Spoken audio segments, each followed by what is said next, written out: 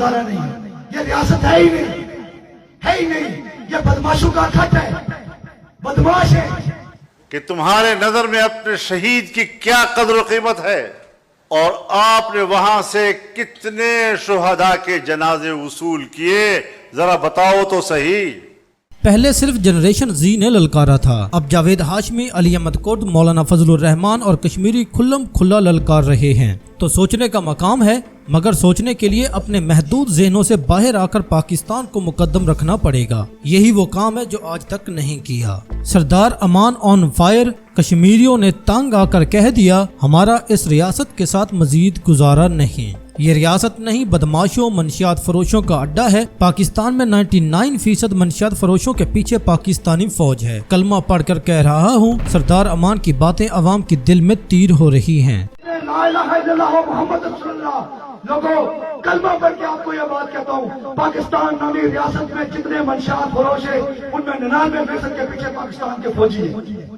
مولانا تو پچھلی بار سے زیادہ جارحانہ انداز میں سامنے آ گئے ہیں. اب کرائیں پرچہ, بھیجے NCCIA کا نوٹس نورین ریاضی کی طرح. گیم بدل گئی, خوف کے بت ٹوٹ گیا. فضل الرحمان ایک مرتبہ پھر اسٹیبلشمنٹ پر قہر بن کر ٹوٹ پڑے, تباہی مچا دی. کہا تمہاری حقیقت پوری دنیا جانتی ہے.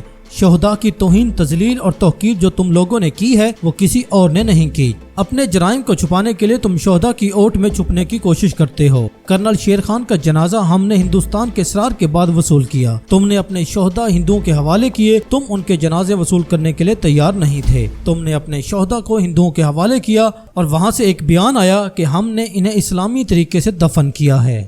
کرنل شیر خان اگر ہمیں ملا ہندوستان کے اسرار کے بعد ہم نے ان کا جنازہ وصول کیا ہے.